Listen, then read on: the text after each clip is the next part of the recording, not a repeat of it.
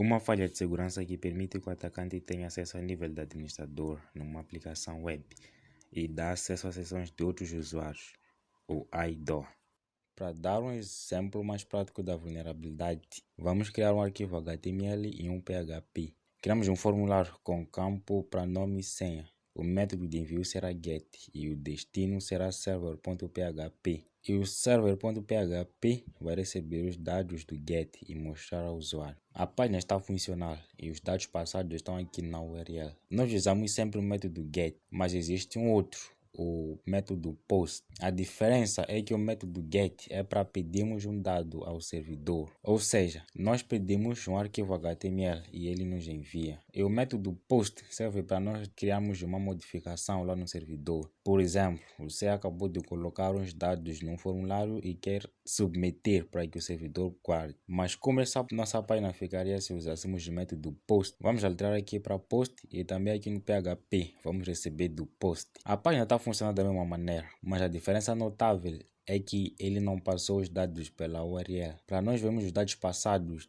temos que inspecionar o elemento da página, vir aqui no network e repetir a tarefa que fez com que os dados fossem enviados. E vemos aqui a requisição que o navegador fez ao servidor. Olhando para aqui, vemos os dados passados lá no formulário. Vamos devolver para GET e vamos ver o IDOR funcionando. Vamos usar esse formulário como um formulário de login.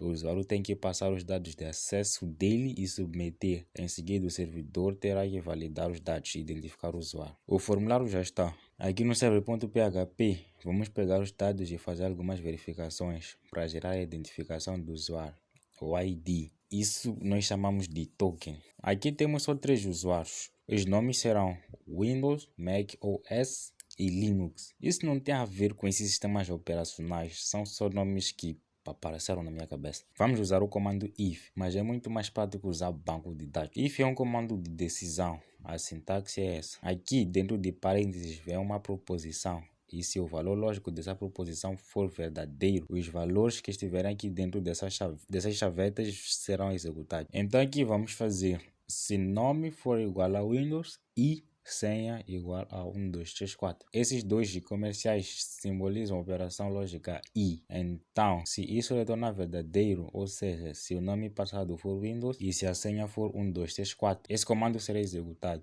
que será esse. Isso vai direcionar o usuário para o perfil.php e passar como parâmetro da URL um ID. Esse perfil.php vamos criar já. Vamos usar a mesma lógica para outros usuários, usando else if. Else if usamos caso a primeira condição tenha retornado falso, mas temos uma outra condição. Se quiser pode pesquisar um pouco mais sobre estrutura de decisão. Assim, para Windows passa o ID 1, para Mac 2 e Linux 3. Vamos fazer um teste, mas vai dar um erro porque o programa não vai achar o perfil.php porque não criamos ainda. Mas quando usamos dados do Windows para acessar a página, ele tenta acessar o perfil.php com o ID 1. O Mac será 2 e Linux 3. Agora vamos criar o perfil.php. Vamos receber esse ID do GET, porque está aqui na URL. Ele vai mostrar na tela, olá senhor Windows. Caso contrário, se for 2, ele vai mostrar na tela, olá senhor macOS. E se for 3, mostra olá senhor Linux. De novo, isso seria muito mais prático se usássemos um banco de dados. Veremos o funcionamento num vídeo futuro. Então, o nosso programa já está pronto. Colocamos aqui os dados de acesso de Windows e ele nos diz olá senhor Windows. Se for de macOS, nos mostra olá senhor macOS. E Linux nos diz olá senhor Linux. Aliás, para diferenciar ainda mais, vou trocar as cores de cada um deles. Bem, está pronto. Então,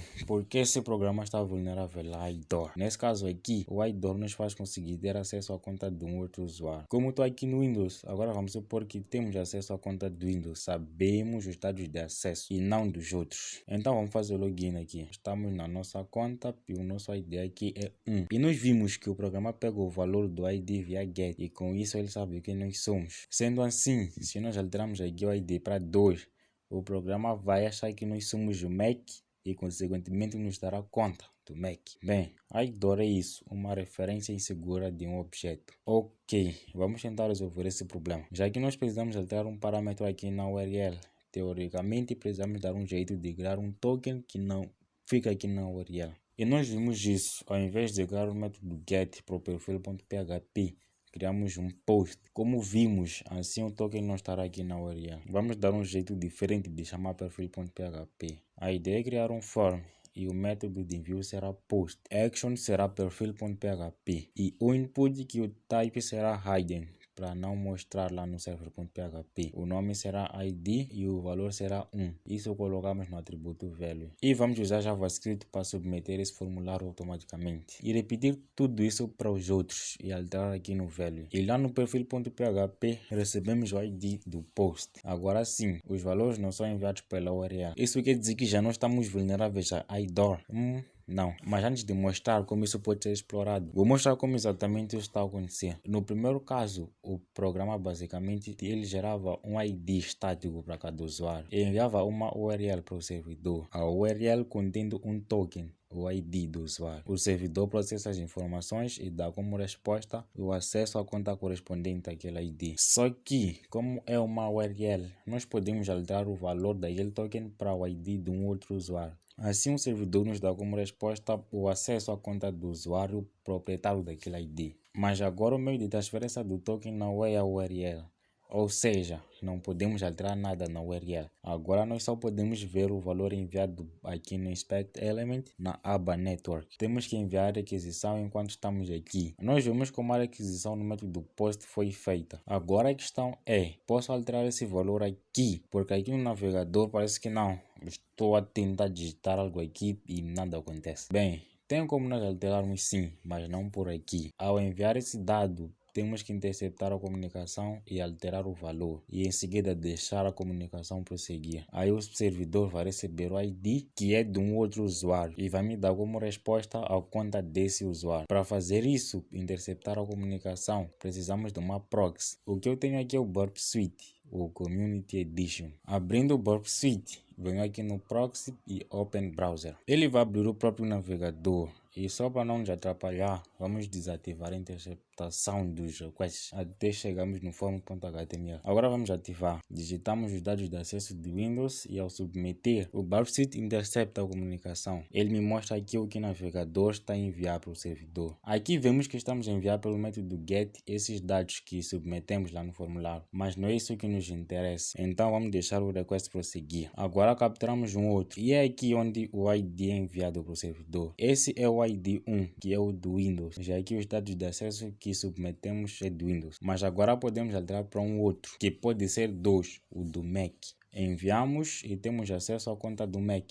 Assim nós conseguimos fazer o IDOR. Vamos melhorar nossa defesa então. Mas antes, vamos alterar algo aqui. Em vez de criar esses ecos em todos os ifs, vamos criar uma função. Uma função é um conjunto de instruções que podem ser chamados ao decorrer do programa. Então assim, em cada caso, essa função é chamada passando o token do usuário como parâmetro. O programa funciona da mesma maneira, mas o código está um pouco mais organizado. Agora vamos melhorar a defesa. Como os tokens são números muito próximos e muito fáceis de serem achados, vamos tornar esses tokens números grandes e muito separados. E melhor, vamos tornar esses tokens dinâmicos. Ou seja, quando o usuário realizar uma operação no site, o ID será alterado para um outro número aleatório. Mas esse novo número aleatório precisa ser armazenado no lugar. Uma ideia é usar o bloco de notas para isso. Os tokens estarão a ser armazenados lá. Como aqui a única operação possível é o login, vamos só alterar o ID quando o usuário fizer login. Para isso,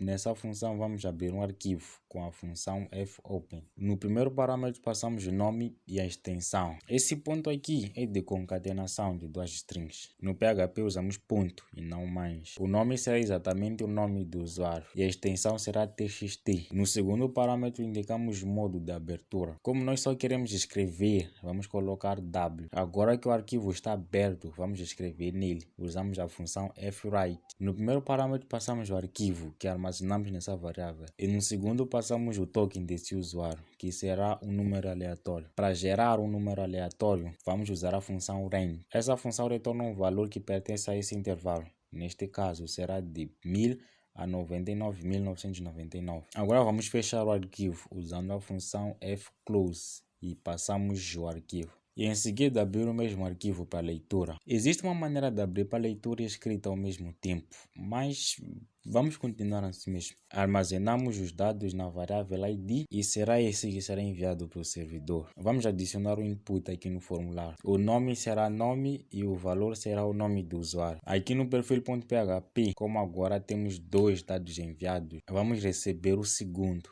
que é nome. Isso para podermos abrir o arquivo referente a esse usuário. Então, usando a função fopen, vamos abrir o arquivo com esse nome, que é esse passado aqui, e o modo de abertura será para leitura. Queremos ler o que está lá, e se o valor que estiver lá dentro for o mesmo passado pelo método post, vamos dar acesso a essa conta. Assim, se a pessoa quiser fazer um IDOR, terá primeiro que saber o nome do usuário e também terá que adivinhar o token desse mesmo usuário. Vamos testar.